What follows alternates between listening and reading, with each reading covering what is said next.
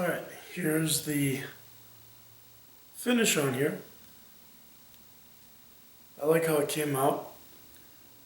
Kind of looks like a darker reddish wood. It's got a really nice look to it. So, now what I'm going to be doing is wrapping the handle.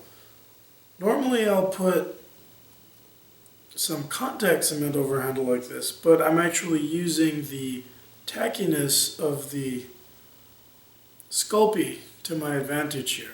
I'm not going to be using any glue. I'm just going to be wrapping this on. This is leather. It's a really nice leather lace. This is superior calf lace. It's really nice, really consistent.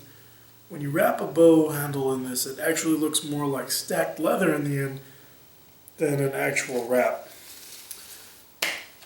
So I do this really simply. I start over on the back of the handle and I just start wrapping over. So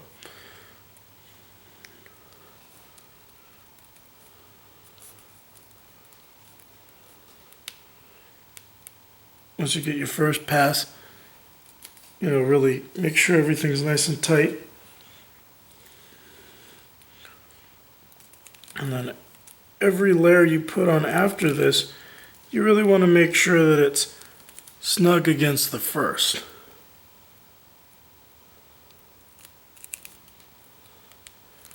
I'll usually put 3 wraps like this over this tab here. You see this tab that we have? I'll wrap 3 wraps over that, and then everything else goes under it, because that's going to get cut off. That's all you really need there. You just want to keep pressing and make sure that it all lines up. So I'm just going to keep wrapping this. When I'm done wrapping, I'll show you what it looks like.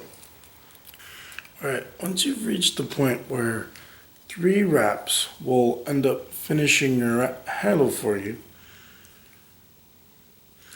you want to go ahead and actually just place something under. Usually I just put a finger under and just do 3 wraps.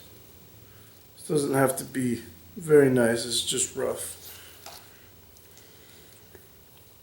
So 1, 2, 3, like that. Take my finger out so I have these loops raised. And then I measure a few inches and I just cut that off. So you don't have to make this very long, but you can if you want to. Just depends how much you want to waste. So then you take your loose end, you put it underneath your wraps.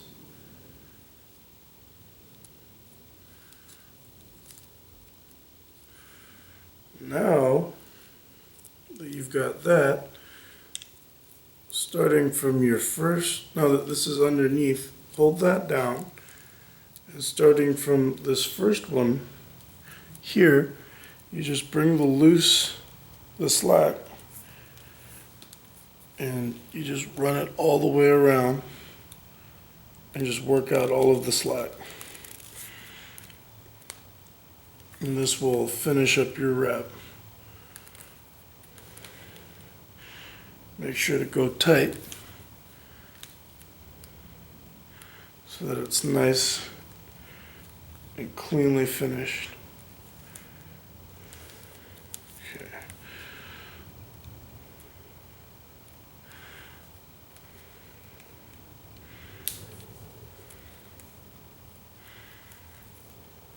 There you go. So now you've got that. So now you just pull the loose end through.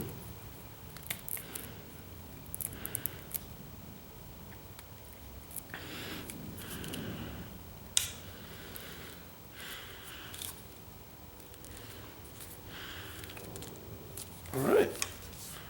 There There you go, the loose ends are all pulled through. Now you want to go ahead and take this handle and just twist it.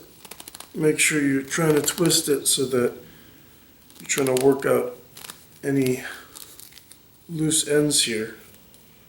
And just drive those to the end so you can pull through on your remaining tabs.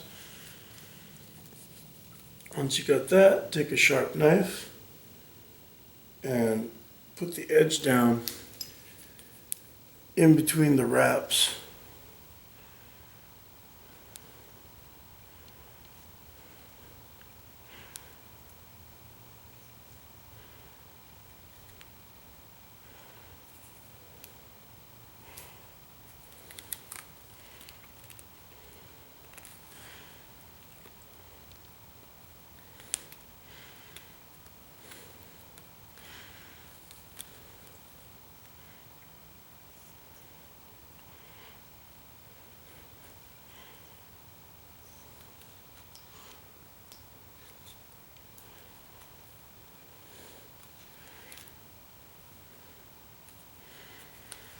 There you go. There's the handle wrap finished. And now what you want to do is just go ahead and put some sort of arrow pass here. Since I'm shooting off my hand, I just have simple leather arrow pass. Put one on both sides because this bow is balanced on either side. So if I want to shoot with my thumb, I have that option on this side. If I want to shoot fingers, I have that option on this side. So now the bow's pretty much done. And this was glued on with a rubber toughened super glue. And that'll work pretty well. So here's the bow all finished up. All I need to do is just let the paint fully dry. So once the paint dries, I'll string this up and it'll be ready to shoot. So there we go.